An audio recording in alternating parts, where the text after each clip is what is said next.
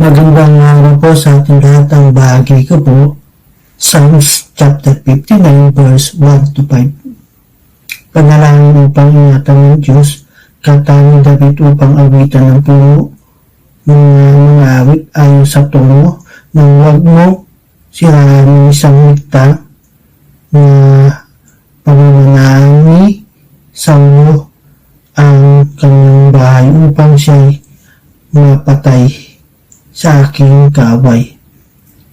Iligtas mo ako, o aking Diyos, ingatan mo ako kapag sila'y lumulusok sa masasamang tao, ako'y iligtas at sa pumapatay, agawin mo ako at iyong ingatan, sila'y nag-aabang, pagmasdan mo yung taong mababagsik, nagtitipo ang layo, ako'y iniligpit, ang dahilan nito'y di dahil sa ako'y may pagkakamali o may pagkukulang na ako ang sabi, o Diyos, masdan sila at nagdudumali. Tulungan mo ako, Yahweh, makapangyarihan Diyos, ikaw ay magmasid, o Diyos ng Israel, ikaw ay gumising at ang mga bansang iyong parusahan, yang mga taksi, huwag mong kalabagan. Amen. God bless po sa ating lahat. Palang araw sa ating lahat mga kapatid. Ang aking pong babasahin para sa ating daily devotion ay nasa mga awit, Kabanata 59, talata 6 hanggang 9. Pagdating ng gabi, sila'y nagbabalik sa loob ng lungsod. Asong kumakahol ang nakakatulad habang naglilibot. Dinggin ang salita't parang mga tabak ang dila ng bibig.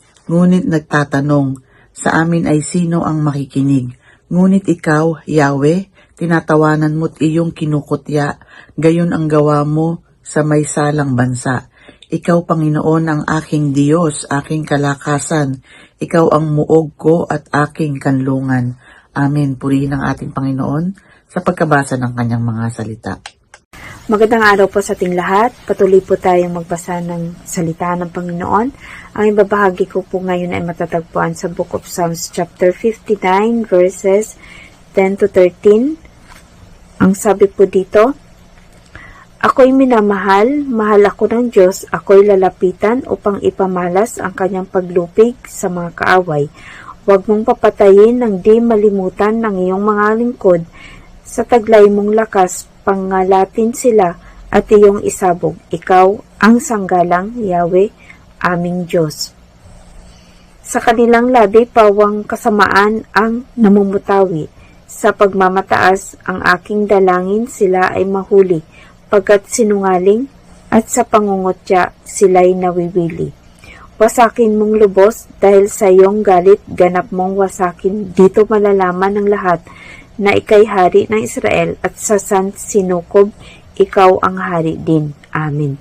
Purihin po ang Panginoon sa pagkakabasa ng kanyang mga salita. Good morning! Tayo po muli magbahagi ng ating devotion sa Psalms chapter 59 verses 14 to 17. Sabi dito, pagdating ng gabi, sila'y nagbabalik sa loob ng lungsod. Asong kumakahol ang nakakatulad habang naglilibot.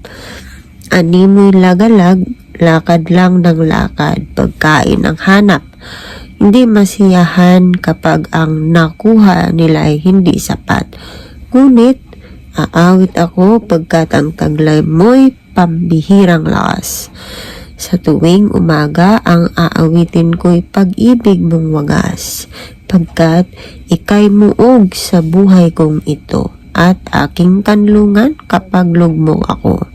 Pupurihin kita, tagapagtanggol ko at aking kanlungan, Diyos kong mapagmahal. Purihin ang Diyos sa pagkakabasa ng kanyang mga salita.